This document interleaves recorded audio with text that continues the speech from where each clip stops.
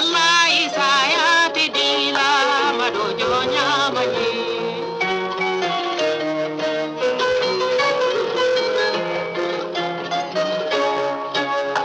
oye kele marafata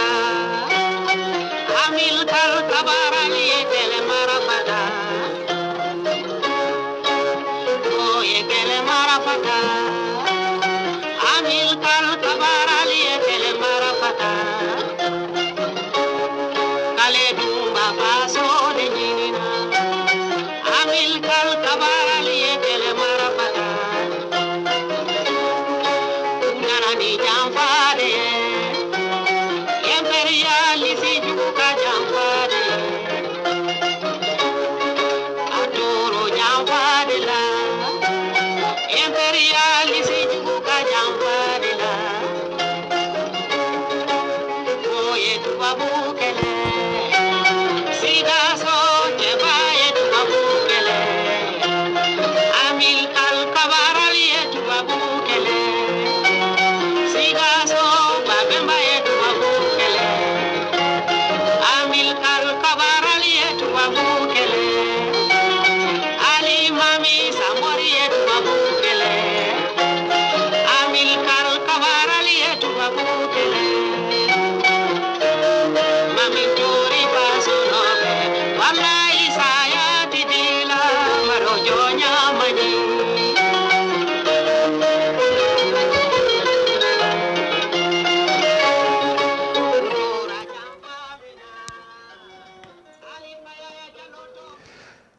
Salamu alaikum balma silamɛ bɛɛ chrétien bɛɛ donso bɛɛ siya sugu bɛɛ i ye maliyɛn ye o i tɛ maliyɛn ye an ka foli bɛ bɛɛ ye nin wagati in na su kolen no yɔrɔ caman na dugu jɛlen no yɔrɔ caman na a bɛ dépend mɔgɔ bɛ yɔrɔ min na an bɛ bɛɛ fo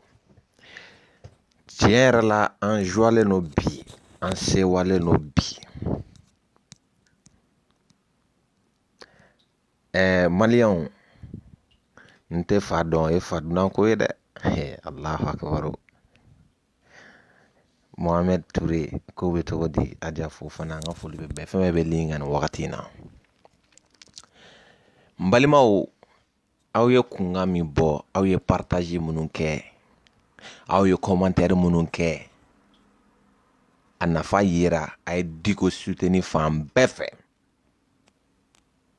maliyɛn denw hali minnu tɛ maliyɛn den bɛɛ wulila k'i jɔ nin ko in na président yɛrɛ ka discours la k'ale ka Facebook jama yɛlɛ ko bɛna ne faga a y'a cɛ bɔ a bɛ sunɔgɔ la koyi mɔgɔ t'e fɛ Facebook kan o bɛ ka nkalon de tigɛ i ye mɔgɔ t'i bolo fan t'i bolo papaga t'i bolo bɛɛ dusu kasilen don Maliko la n'i bɔra k'i jɔ k'i ka Facebook Ala ka barika don Facebook danbaga la nin m'a yira k'a fɔ président yɛrɛ depuis Ala ka Mali dan président foyi ma bɔ k'i jɔ k'ale ka Facebook jama ale parce que u b'a nɛgɛnna de jama t'a bolo papaga t'a bolo mɔgɔw bɛ ka sa nɔrɔ la e bɛ n'i jɔ k'i ka Facebook jama i ka nin jama de b'e bolo Facebook kɔni tɛ e photo mana bila kuma bɛɛ i ka ministre gouvernement bɛɛ bi bɔ k'u buruja yɛlɛ ko bɛna ne faga quoi mais n balimaw Mamu Diko ni cɛ ani hɔrɔnya ani silamɛya an y'o de fɔ an ka ladirikɛ anw ka diinɛ ɲɛmɔgɔ wallahi Mamu Diko Ala de b'i sara nin baara in na au début u bɔra ministre galontigɛlaw ka bɔ k'a fɔ ko nin ko in ko Mamu Diko ka nin kuma ninnu ko rumeur de don k'a donna ta a bɔra ta ministre de l'éducation ministre Kuturu bɔra ka nin fɔ silamɛ nafigiw bɛ bɔ au lieu que a ka wuli ka guloki fara nin na a fɛn fɛn bɔra ka kuma a y'u kunkolo lajɛ a k'u ka kumaw ta k'a jate minɛ a bɛɛ de ko ni min ma bɔ ka kuma kɔkari cogo dɔ la ayi bon éducation sexuelle in filɛ ni min ma ɲi a la an b'o bɔ a la Ayidara yɛrɛ bɔra k'i jɔ ko maɲamangaya ko nin ko ninnu b'an fɛ a mɛnna ko mangamangaya cɛ selen muso furu ye muso yɛrɛ selen muso furu ye mɔgɔ bɛ taa o ni nin ko ta k'a da ɲɔgɔn ɲɛkɔrɔ ko mangamangaya an ka denmisɛnninw ma taa yɔrɔ si n'a fɔra o ye wulu don cogo ta nin tan ni cɛ ye ɲini tan déjà Bajanbugu ni Sangarebugu ni fɛnw na denmisɛnnin san 14 bɛ ka kɔnɔ ta n'a fɔra ko nin fɛnɛ ka taa ɲɛfɔ olu ɲɛna ka taa a don la fɛnɛ ko mɔgɔ ninnu ko mɔgɔw de don i b'a fɔ an dɔw ko an b'an ka baw la n'i y'u ye i k'u to yen maa kan'u neni maa kan'u foyi bɛɛ k'u to yen bɛɛ ka vi n'a kɛra ten an tɛ kɛ baganw ɲɛ n ko bagan sagacɛ bɛ den sɔrɔ a ba fɛ o t'an kɛlen bagandenw ɲɛ donc balimaw an bɛ Mamu Diko fo mais ne ka kuma bɛ yɔrɔ min na ministre min bɔra ministre de l'éducation kan ka démissionner ni hɔrɔnden don a kan k'a fɔ bi ne kun ye nkalon tigɛ sabula ka d'a kan kuma in tɛ ko a ye erreur kɛ o erreur tɛ o gouvernement ma erreur kɛ o gouvernement kun bɛ n'i ye ko dogolen dɔrɔn corruption don u ye wari de minɛ k'u bɛna nin ko in kɛ alors que Ibrahim Boubacar Keita ko n'ale sigira a ti fɛn kɛ jamana kɔnɔdenw ɲɛnama wa n'a ye bɛna fɛn o fɛn kɛ ou bien n'a ye fɛn o fɛn bɛ yen n'a ma ɲi ne silamɛw y'a ye ni maa wɛrɛw y'a ye tant que i ye maliyɛn den voter ale i k'a fɔ a ye n'i m'a fɔ a ye a m'a ta yafi ma sinon nin ko in tɛ erreur ye koyi kuma bɛɛ an ye projet min fɔ an y'a bila aw balikubaw cɛkɔrɔbaw diinɛ ɲɛmɔgɔw min ka ɲi jamana ma min ma ɲi jamana ma aw t'o dɔn kuma bɛɛ fɔ aw ka bɔ population k'a yira de antenne fɛ ne ta ma bila aw ku la o tɛ dabila mais ne tigɛra Haidara la ne tigɛra Suwala la ne tigɛra fɛn na Makiba la a n'a tɔ jɔn yɛrɛ n'a fɔra gouvernement kuturu yɛrɛ ka bɔ k'an y'a bilali kuma ma mɛn silamɛw da Haidara yɛrɛ bɔra k'a ko sɛbɛntiya k'a fɔ ko tiɲɛ yɛrɛ la ko nin ko ninnu m'an fɛ yen ko depuis mangamangaya ko laadala ko don an ka denmisɛnninw kunkolo batara ko ka ta ka don olu kunkolo la diinɛ ɲɛmɔgɔ tɔ bɛ bɔ ka déclaration ko mangamangaya don ninnu fɛn fɛn ye fanga défend ka fanga défend i tɛ se ka mɔgɔ ka wari minɛ k'i t'a défend kuma bɛ yen de donc denw tɛ kelen ye baw tɛ kelen ye Mamu Diko nin ye Ala ka jama de y'a kɔ an tɛ dan nin ma dɛ n'a y'a sɔrɔ la k'a fɔ ko kɛlɛ bɛ se ka kɛ tuguni k'a fɔ tiɲɛ yɛrɛ la a effacelen yɛrɛ kɔ tuguni quoi o diyara an bɛɛ ye ni gouvernement ye n'u seginn'u kɔ o diyara an bɛɛ ye a effacelen yɛrɛ kɔ k'a banni yɛrɛ ka bɔ Mali yɛrɛ kɔnɔ pewu da kana don a kuma la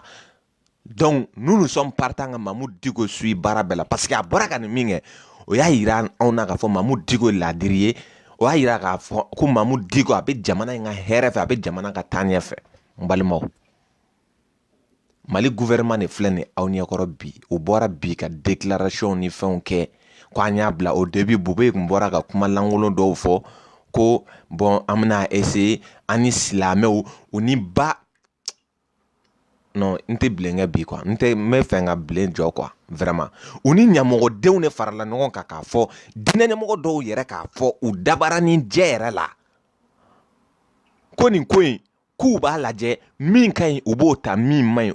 u k'o to yen mais bi Ala ye Mamu Diko dɛmɛ président de la république y'a fɔ a dabara ni jɛ la ka tila ka mɔgɔw bila a ka ministres minnu ɲɛsinnen don a ko baara ma k'a fɔ an ka nin fɛn in haramu yɛrɛ ka bɔ Mali yɛrɛ kɔnɔ mais diinɛ ɲɛmɔgɔw ma se olu diinɛ ɲɛmɔgɔw ko de ko ayi k'an b'a lajɛ min ka ɲi min parce que ni wari dira mɔgɔ ma a dala kuma yɛrɛ tɛ fili quoi i tɛ se k'a fɔ ko projet in man ɲi o e bɛ bɛn yɔrɔ ɲini a la donc yɔrɔnin min n'o bɛ ka mɔgɔw dusu la kasi o bɛ bɔ a kɔnɔ fɛn caman de bɛ projet in kɔnɔna la min ni cɛnimusoya yɛrɛ yɔrɔ yɛrɛ tɛ kelen ye an ma tila kɔngɔ la e nana Ibrahim Boubacar Keita yɛrɛ nana k'i bɛna sigi fɛn o fɛn k'i bɛ fɛn o fɛn kɛ dɔ de farala o bɛɛ kan baloko dɔ farala o kan kɛnɛyako ma siri insécurité bɛ jamana kɔnɔ yurugu dɔ farala corruption kan mɔgɔ suyɛnnikɛla ba bɛɛ bɛ bi IBK ka gouvernement de kɔnɔna la mais honte à ceux qui ont mɔgɔ minnu bɔra nin ko in na a kɛra vidéoman ye o a kɛra fɛn wɛrɛ ye o ka bɔ k'u bɛ na Mamu Diko kɛlɛ Ala ye Mamu Diko ka tiɲɛ n tɛ fa dɔ ye fa dunan ko ye le tigre le tigre bɛ a ka tigriya kɛ mɔgɔ minnu na a b'olu dɔn han délai de d'u ma Mamu Diko ye délai de d'u ma entre le 13 ka taa bila le 20 na n'u ma bɔ ka déclaration kɛ i ko Amadu Tumani Ture y'a kɛ cogo min na k'a tɛ f'u ye a bɛ kɛ de u b'a ye u ɲɛkisɛ la gazi jikalama mataraki an tigɛra u la bilahi an tigɛra u la Mamudu Diko n'i ko fɛn o fɛn an ko o an tɛna Hayidara lamɛn tuguni an tɛna Suala lamɛn tuguni 500 de ça fait Suala ta kɛra malo dan de a bɛ k'i yɛrɛ ridiculiser don o don ka taa fɛ k'i silamɛɲɔgɔnw bila ka bɔ ko ka nin ko in ka bɛnyɔrɔ ɲini nin ko in na ko min man ɲi ko k'o yɔrɔ ta ka bɔ a kɔnɔ k'a tɔ ko k'o ta nin fɛn in fansi de man ɲi jamana kɔnɔ anw bɛ min nɔfɛ dɔrɔn i bilala baara min na i bɛ ka o dɔrɔn kɛ a banna i ka san 5 kɔnɔ san 5 in daminɛra fo ka n'a fɔ a banna yanni deuxième mandat ka sɔrɔ a bɛɛ kɛra yuruguyurugu ni janfa ni gɛrɛvuw ni fɛnw kɔnɔna la san kura min fɛnɛ daminɛra ni hɛrɛ b'e kɔ ni ala yɛrɛ b'e fɛ i n'i ka diinɛ ɲɛmɔgɔw minnu ye kira ye n'olu ka dugawu bɛ minɛ san kura min donnen filɛ e ka mandat kura i ka 100 ans i ka 100 jours yɛrɛ o bila nana wolo mun na a nana wolo ɲɔgɔn faga de la bankasi ni mɔbiti ni fɛn na depuis ala k'an da ni ɲɔgɔnna ma kɛ mali kɔnɔ k'e bɛ insécurité kɛlɛ k'e bɛ nin kɛlɛ marifa filɛ nin sirikilela mali fan bɛɛ ninnu taara fagali kɛ ni marifa min ye bi walahi bilahi marifa ala marifa ɲɔgɔnna tɛ an ka sɔrɔsiw bolo fanga bɛ aw la k'u désarmer ka fɛnw kɛ mais nin b'a yira k'a fɔ gouvernement mɔgɔw yɛrɛ de tɛ population yɛrɛ la u mɔgɔw tɛ mali yɛrɛ la olu bɛ min fɛ dɔrɔn an m'a ye députés bɔra k'a fɔ ko ka dɔ fara olu ka mandat kan aw ma baara min kɛ dɔ bɛ fara aw ka mandat kan cogo jumɛn na an ɲɛ b'a la Umaru Mariko de bɔra k'a fɔ ko non ko vraiment ko olu tɛ o ko in na dɔ ka fara députés ka mandat kan député tɛ ka baara kɛ a ye taa mali fan bɛɛ la bi a k'a ta k'a lajɛ lafiya bɛ yɔrɔ jumɛn na nkalon dɔ don sa aw bɔra yan nɔ ka taa jeu de lumière yira ko Bamakɔ dilanna o tuma Bamakɔ man ka dilan ni 31 tɛ yan i bɛ k'a ka 31 de maa kɔnɔ ka sɔrɔ ka lumière don yɔrɔ la k'a fɔ k'ale ka jamana cɛ ka ɲi yan cɛ y'a to an ka dɔ mɛn sa image min filɛ n'aw ɲɛkɔrɔ nin yɔrɔ ye quartier Mali sira de ye a y'a lajɛ pont karilen filɛ nin cogo min na mɔgɔ ba joli bɛ tɛmɛ nin fɛ tile kɔnɔ mɔgɔ yirika joli bɛ tɛmɛ nin fɛ tile kɔnɔ accident a bɛ se ka na sanga ni wagati bɛɛ tile kɔnɔ mɔgɔ dama min bɛ taa urgence la Gabriel Touré la Pongeau la accident min bɛ kɛ Bamakɔ tile kɔnɔ Alahu subahana wa taala de b'a da dɔn goudron man ɲi feu man ɲi maliyɛn yɛrɛ tɛ code yɛrɛ respecté bɛɛ bɛ togoya kɛ togoya min diya e kana goudron karilen tantɔn i bɛ accident kɛ nin sanfɛ i bɛ jigin dɔw kan e b'a kɔlɔlɔ sɔrɔ minnu bɛ duguma fɛnɛ i bɛ taa kɔlɔlɔ lase olu ma camionnbaw bɛ tile ka pont kari kuma bɛɛ surtout nin yɔrɔ munna i bɛ k'a ka mɔgɔw tɛ se ka wuli ka taa jamana yɔrɔw lajɛ fɛn minnu tiɲɛnen don k'a dilan hali n'a fɔra k'a bɛ dilan bilahi u t'a wari don a da fɛ limanaw nin ye kabakoba ye dɛ aw ka pont kari togo lajɛ yanni i ka taa wari dɔ jeu de lumière la nin yɔrɔ nin filɛ nin quartier Mali sirafara ne ma fili wallahi bilahi nin ne ye Bamakɔ nima yɔrɔ yɛrɛ ye tɛmɛli min bɛ kɛ nin fɛ a tɛ kɛ Bamakɔ yɔrɔ si la mais pont kari togo la i b'a fɔ ko président tɛ jamana kɔnɔ na aw bɔra ka taa jeu de lumière yira anw na 31 fête yɛrɛ i m'a kɛ mawuludu la i m'a kɛ foyi la 31 fête ka taa jeu de lumière don kan ko Buwa ye baara kɛ Buwa ye mun kɛ Buwa ma paga kɛ an bɛɛ lajɛlen ɲɛ b'a la u wulila ça fait Buwa mɔgɔ yɛrɛ tɛ maliyɛn den yɛrɛ la tuguni sinon ni mɔgɔ 40 ou bien ni mɔgɔ 37 min fagalen filɛ nin wallahi télévision so Mali télé bɛɛ kun kan ka wuli ka nin ko in k'a kungo ye bi mais ala ti bɔ a ye Mali télé k'a k'a lajɛ kalo kan foyi fɛn o fɛn n'a bɛ bɔ Mali télé la u b'a préparer ka na de an bɛ nin fɔ an bɛ nin kɛ tan a bɛɛ ye gouvernement ka fɛn préparer len de fɛn critique karataw aw ka jamana yɛrɛ tacogo yɛrɛ filɛ ko diinɛ ɲɛmɔgɔw bɛ jamana kɔnɔ olu bɛ tila ka bɔ mɔgɔ minnu bɔra ka IBK buruja Suala yɛrɛ bɔra ka kuma fɔ IBK ma kabako dan don mais n y'a fɔ Suala filɛ hɔrɔn de tɛ hɔrɔn jɛɲɔgɔn tɛ ani hɔrɔnya ma si so kelen kɔnɔ mɔgɔ min tun bɛ tasuma wɔyɔ groupe la o Suala tun bɛ ko Suala tun bɛ tasuma wɔyɔ de la ja anw filila ko tata panw a tun bɛ fɛ ka don tata panw de la komi mɔgɔ min don a yɛrɛ ko ne ma ko Musabu Zabina a n'a dɔgɔnin ko ne Musabu Zabina ye olu de ye Musabu Zabina ye depuis ala k'an da u bɛ yɛlɛma de la u tun bɛ tasuma wɔyɔ la a y'i pan ka bɔ o la k'a bɛ taa tugu tatapa mɔgɔw nɔfɛ a y'i den jo dama de y'i den tɔgɔ da Suala Baya Haidara la jo dama e ma se ka t'i den tɔgɔ da maa ɲɛnama dɔ la i bɛ t'i den tɔgɔ da ni malangolonden jamana feerela den faso kumasulu den la e baara jumɛn kɛ jamana kɔnɔ i bɛ taa wari minɛ arabuw la Iran ni fɛnw na k'i bɛna sitiya defa Mali kɔnɔ k'e bɛ Mamudu Diko kɛlɛ e ju Mamudu Diko bɛ enseignement kɛ wagati min na o y'a sɔrɔ i ju bɛ ka munuma dugu ma a bɛ école maîtrise kɛ wagati min o y'a sɔrɔ Suala e ju bɛ bɔgɔ dun o y'a sɔrɔ i ju bɛ bɔgɔ dun Mamudu Diko ka kɔrɔ n'i ye si la a ka kɔrɔ n'i ye a hakili bɛ san 1000 o de b'i n'a cɛ dɔnniya yɛrɛ la Suala tɛ se ka arabukan yɛrɛ fɔ e ti pa paga ye an tɛ jate dɔnnikɛla yɛrɛ Mali kɔnɔ ne ye jatɔ de ye bata fitinin den i tɛ se ka hali se ka 7 minutes kɛ muso kan muso ko ka di ye hali e tɛ se ka 7 minutes kɛ muso kan an bɛ Mamudu Diko bila k'e ta mɔgɔ bɛ zira falen sanu na o tuma an ye ɲɛmɔgɔdenw na aw fɛ k'anw bɛ miirina an nun na an bɛ miirina an sen na yan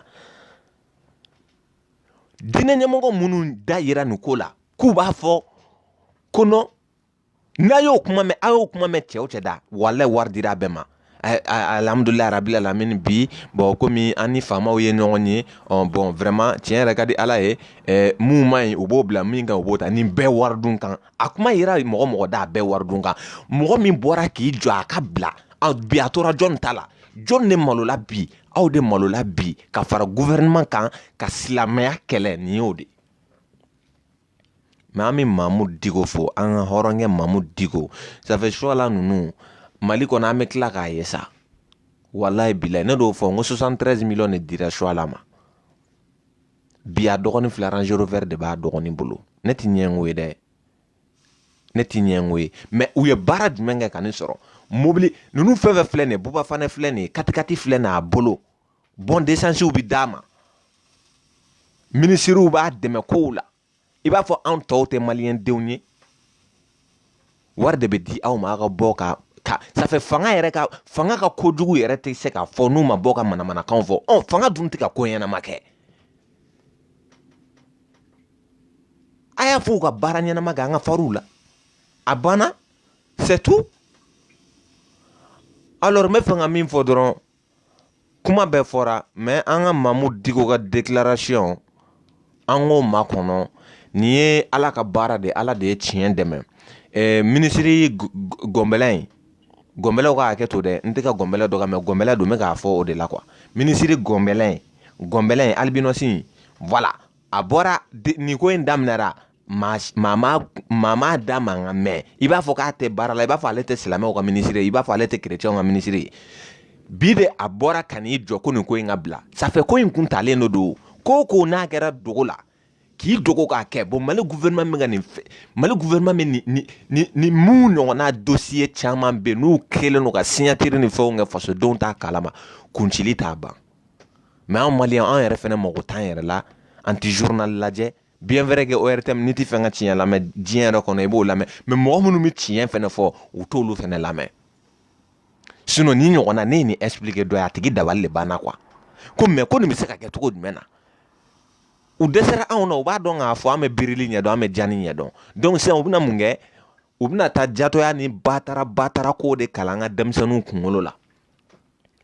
denmisɛnninw de ye sini ɲɛsigi ye nin ye kabakoba ye dɛ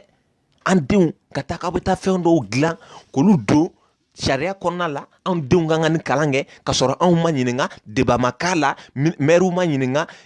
députés ma ɲininka a ye taa fasodenw ɲininka u ko mun a kuma ma fɔ arajow la gouvernement fɛ foyi u ye nin ko in dogo dogo hali Bamako u ma projet kɛ Bamako u taara kɛ Segu de Mamudu Diko bɛ wuli k'a b'o kɛlɛ kɛ et Suala non on va reprendre les an bɛ banni an b'a daminɛ su in na an b'a daminɛ et Suala i ba biyasi jan nana biyasi nɔgɔlen faralen den parce que nin bɛ se ka kɛ cogo jumɛn na ninnu bɛ k'u kulonkɛ anw na de quoi n'an ma banni nin a bɛ ɲɛ cogo jumɛn na quoi don o don gouvernement bɛ bɔ ka ko dɔ kɛ i b'a fɔ ko denmisɛnnin wɛrɛw i ko simindenw o dugusɛjɛ n'a wulila ka budala dɔrɔn u bɛ bɔ k'u jɔ tele la a bɔ vraiment an kun ka bɛ tan an kun ka bɛ tan an bɛ se ka da aw la cogo jumɛn na anw bɛ se ka da aw la cogo jumɛn na bilen mun b'a yira anw na wari minnu bɛ di ko ka anw dɛmɛ o wari a bɛ taa min anw ɲɛ t'a nafa la a dun bɛ fɔ ko wari dira a b'o dogo dogo ka kow kɛ tan de mais o fɛn fɛn bɔra ka Mamu Diko dɔgɔya bi journalistes ni fɛnw aw bɛɛ y'aw danbe feere aw bɛɛ da kan ka bɔ Maliko la désormais mɔgɔ man ka aw lamɛn tuguni sabula ka d'a kan aw denw aw ka siniɲɛsigiw aw bɔra k'a fɔ k'a bɛ bɛn wɛrɛ ɲini batara ko la gouvernement ka miɛtini nɔfɛ mɔgɔ wɛrɛ kan ka na Mali y'o jamana de ko mɔgɔ wɛrɛ bɛna ka na fɔ k'a ye nin kɛ a ye nin kɛ anw yɛrɛ de b'a décision ta an yɛrɛ n'an kan ka min kɛ an b'o kɛ n'an man ka min kɛ fɛnɛ an t'o kɛ diyagosa fanga de bɛ diɲɛ kɔnɔ hali bi yan n balimaw o yɔrɔ bɔlen kɔ a la Mamu Diko foli kɔ k'a sankɔrɔ ta k'a barikada a ye nin min kɛ nin ye il a gagné c'est la jeunesse qui a gagné mɔgɔ o mɔgɔ bɔra nin ko in na dɔw bɔra fo Kati dɔw bɔra fo Welesebugu la dɔw bɔra fo commandant Mete bɔra fo Mopti ka na nin ko in na Maliko bɛ dɔw sɛbɛ ma koyi ɲamɔgɔden minnu bɛ ka taa suala ninnu interviewer ka na k'u bɛna mɔgɔw dusu kasi n'a video batariden ninnu ye aw kana olu lamɛn dɛ u bɛɛ lajɛlen ta ye nafoloko de ye u bɛɛ lajɛlen ta ye wariko de ye sinon e n'i ba cɛ sa mon frère e n'i ba cɛ ni kosɛbɛ kun gouvernement kun bɛ bɔ de u b'a fɔ an bɛna na ni nin ye cɛnimusoya kalan b'a kɔnɔ ko ka gɔrɔjigɛninw to yen o kalan b'a kɔnɔ munna u m'a fɔ munna projet fɛn ma kɛ Bamakɔ f'u taara kɛ Segu a kana da Segu ma dɛ Teza Waten an ka taa yen bilahi lezinama wɔgɔ bɛ ka bɔ wo kɔnɔ maliyɛn kura de bɛ yen sisan kɔrɔlen tɛ yen tuguni bɛɛ hakili kununa e t'i malo e t'i samɛ i silamɛtɔ gouvernement filɛ nin ye k'a bila o min bɛ nanzaraw ka baara la o filɛ k'a bila nin ye ko Buwa ko le tigre an k'an sigi an k'a lajɛ dɔrɔn ne de y'o fɔ a ye san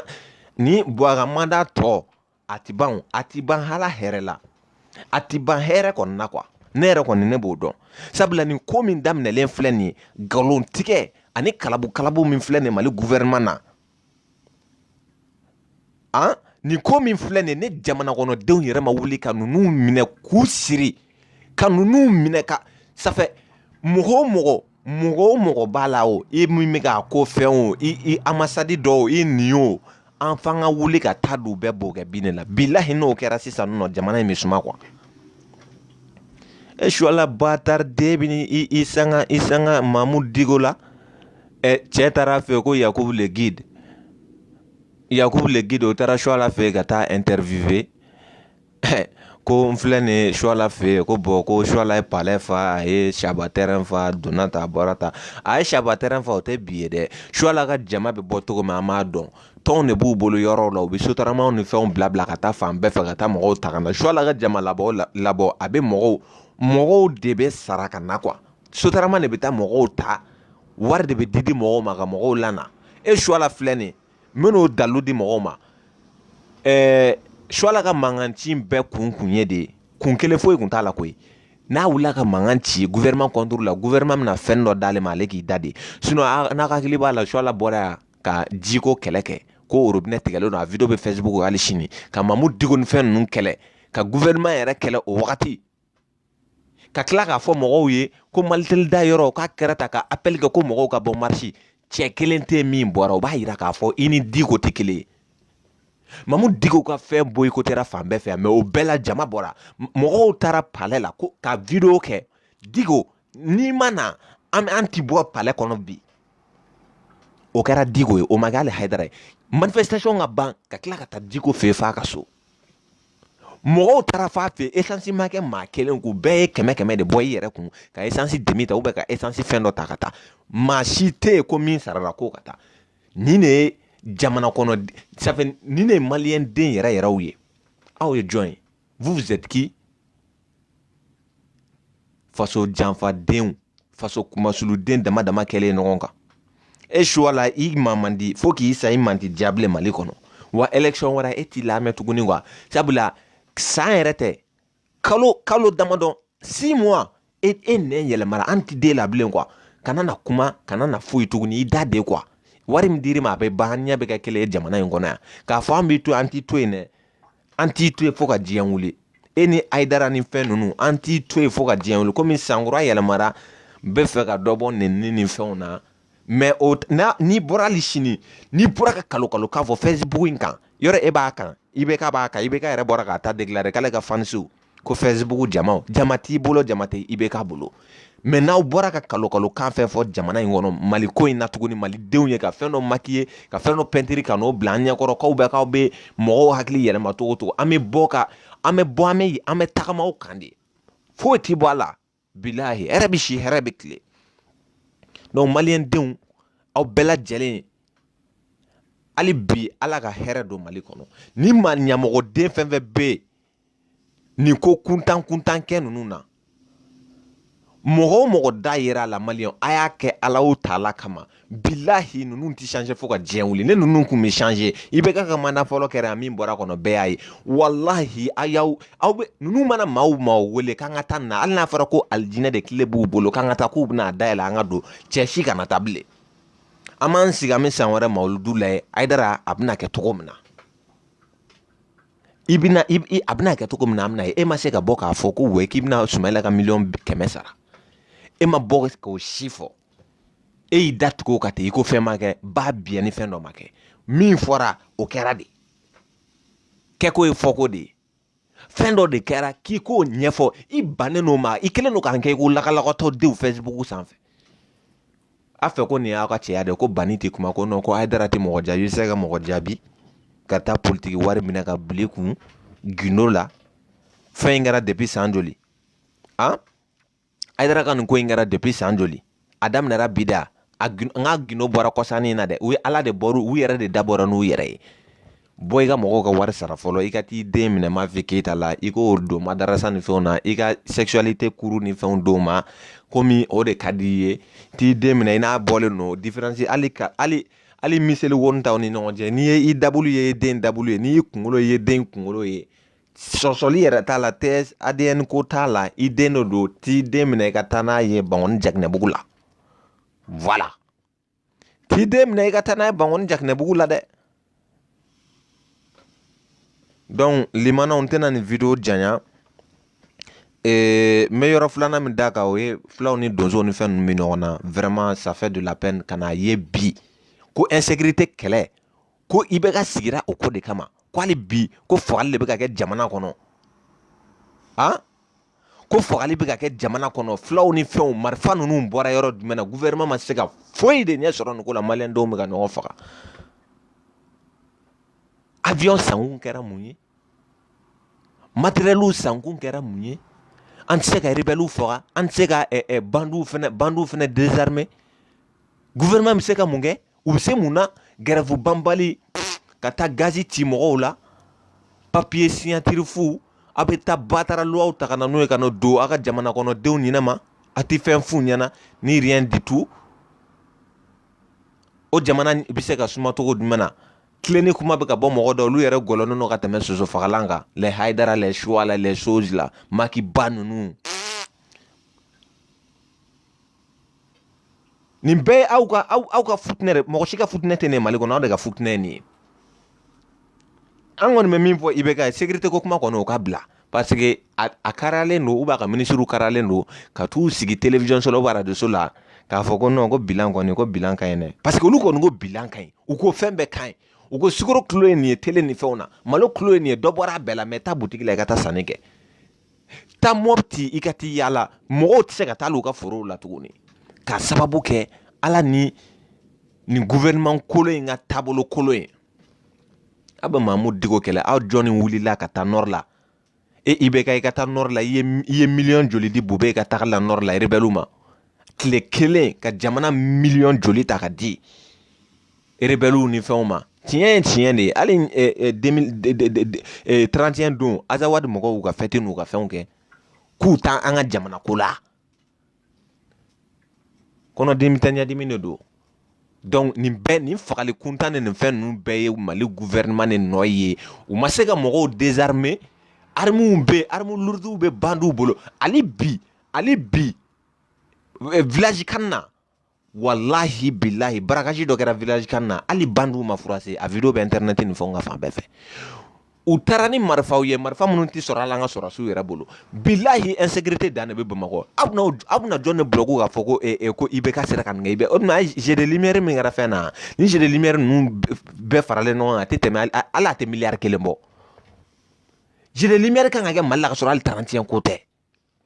mais jamana bɛ labɛn ni fɛn dɔ bɛ yen u yɛrɛ bɛ wariw kan k'a dun denw b'a kan k'a dun mɔdenw b'a kan k'a dun e ka an ka dɔgɔtɔrɔsow kɛcogoya lajɛ e ka maliyɛn denw kɛcogoya lajɛ bi diɲɛ ɲɛfɛ insécurité kuma kɔni o bila ti a échoué kɔngɔ balo o bila ti a échoué kɛnɛya o bila ti a échoué Mali kɔnɔ bi couche 4 de bɛ grève la docteurs terrain bolilaw ça fait école maîtres avocats kabako dan do quoi vraiment tu peux plus nin ko in ala yɛrɛ kama e ka taa tiɲɛ kelen quoi a bila yɛrɛ ni ka ministre a ta parce que ministre minnu tɛ tiɲɛ fɔ an tɛ se ka do la o comment e balugutɔ san joli e balugutɔ e bi bɔ k'i jɔ i fadenw ɲɛkɔrɔ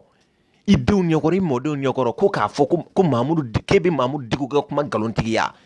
i ka patron ba yɛrɛ n'o min ye IBK o ma bɔ k'a fɔ ko an y'a bila an nana ni fɛn dɔ ye jamana kɔnɔdenw ɲinɛ ma mais an y'a bila a bilala date don a kuma la tuguni munna ko in yɛrɛ u ma ko in ɲɛnabɔ Bamakɔ kɔnɔ ye munna u ma ko in u ma projet tan ka yɛrɛ kɛ Bamakɔ u fɛ n'u taara n'a ye ko Diko tɛna bɔ a kalama ko maliyɛn den ɲɛnamaw cɛ ninnu ye kafiri denw ye diɲɛ kɔnɔ sa nin m'a yira k'a fɔ nin ye nin fitinin ye quoi u ye tubabu ka wari minɛ nin fitinin de wari mun ni fɛn minnu n'u b'a yurugu ka tubabu wari minnu d'a ma ani jamana ka nafa sɔrɔ sira wari minnu bɛ don an ka jamana kɛsu kɔnɔ u b'o min ta k'o min latunu ni ɲɔgɔn cɛ nin kan k'a yira na k'a fɔ ko kuma o kuma bɛ fɔ ninnu ma wari suyɔnko ni miliyari détournéw ni fɛn kuntanw na a bɛɛ de ye tiɲɛ ye mais ministère de l'éducation e kan ka démissionner n y'a fɔ cogo min bilahi n'i ye hɔrɔnden ye ou soit i ka bɔ i ka yafa ɲini Mamudu Diko fɛ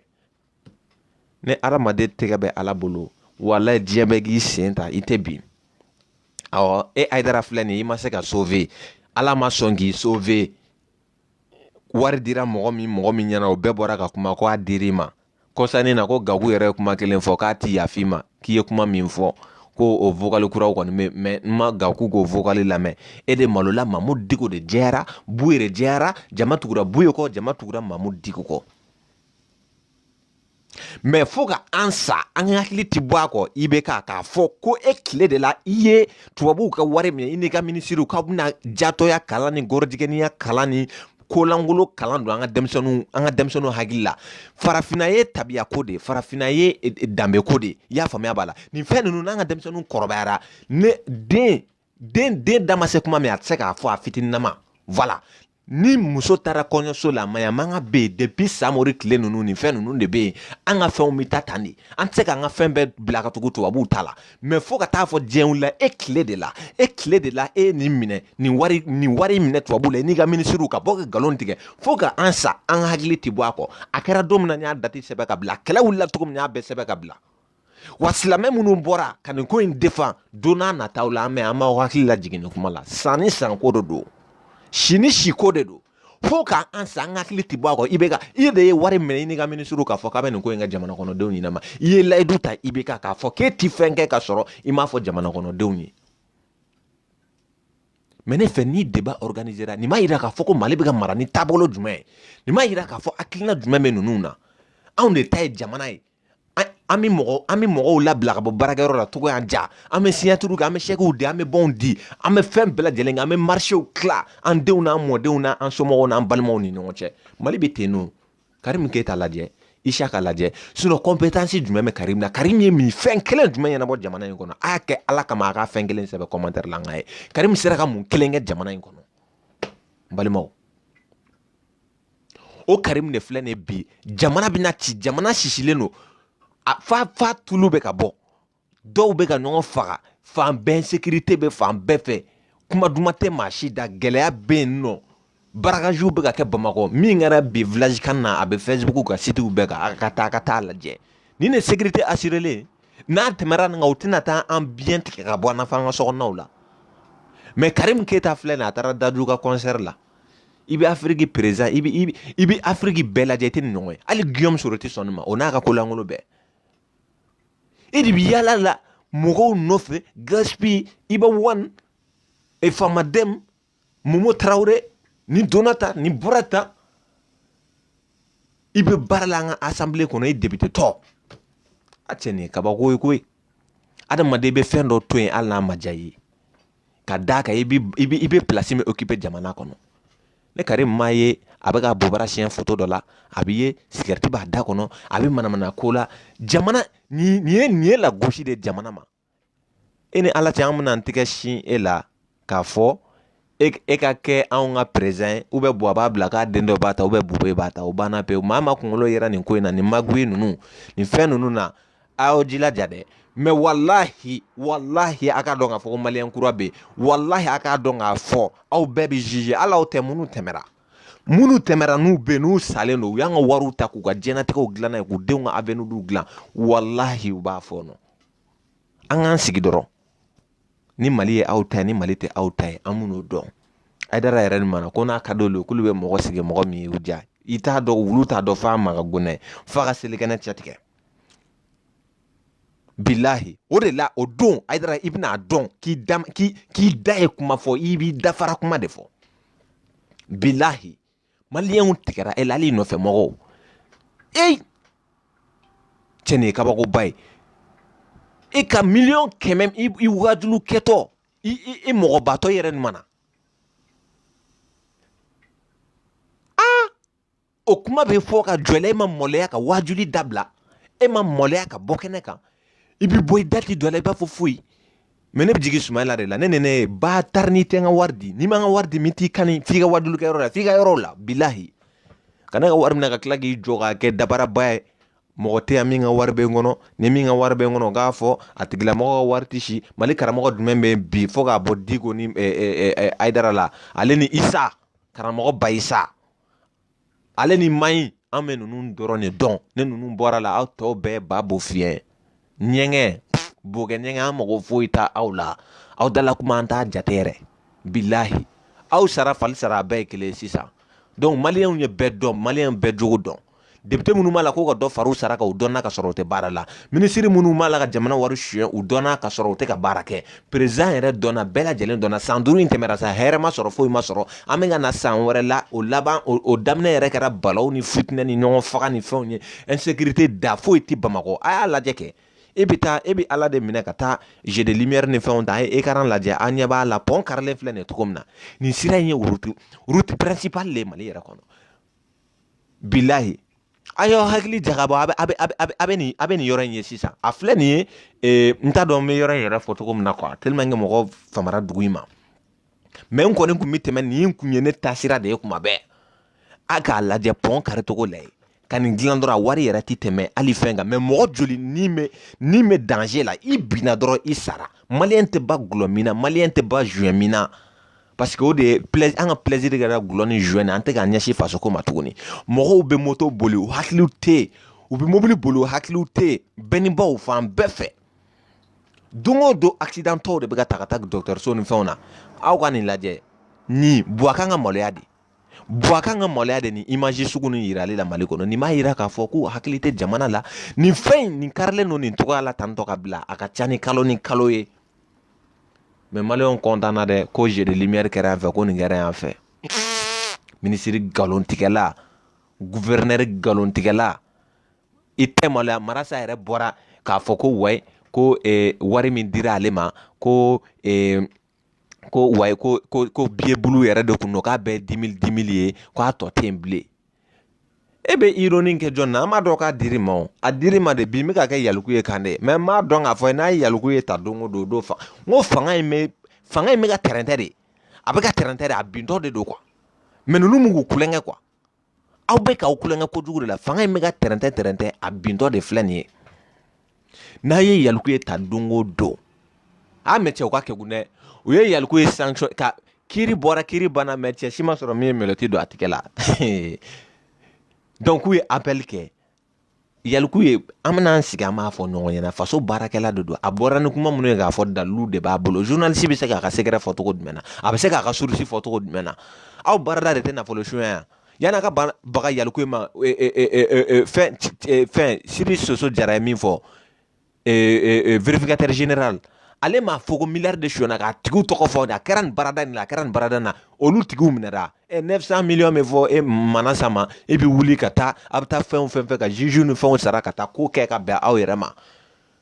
fasodenw wulilen don k'u jɔ yaliku ye n'a tɛgɛ tara don o don o don aw bɛ jamana in bila a y'a ye o les tigres a m'a bila nin ye a b'a ka mugu ci min na a bɛ gazi ci fɛn minnu na a b'olu fɛnw yelen dɔn donc balimaw n tɛna kuma jɛ an ka foli bɛ Awa Keyita ye États-Unis nin kun ye ka bɔ dɔrɔn de ye ka Mamudu Diko fo a ka hɔrɔnya la a ye baara min kɛ an b'a ko hali sini an bɛ k'a ka déclaration makɔnɔ u ye projet in bila ka bin mais o t'a yira k'a fɔ k'an b'u to yen dɛ nin ko in ka dabila yɛrɛ k'a fɔ ko bon projet bilali yɛrɛ tɛ an bɛna loi dɔ ta nin fɛn contre la Mali kɔnɔ bɔ donc an bɛ fara ka bɔ ɲɔgɔn na o la an bɛ sɔrɔ ka ɲɛsin fɛn wɛrɛ ma maa min Mamudu Diko kɔ a mana taa yɔrɔ yɔrɔ an b'a kɔ fo Teza wa 10 voilà donc a kɛ to b'o kan salala Muhamadu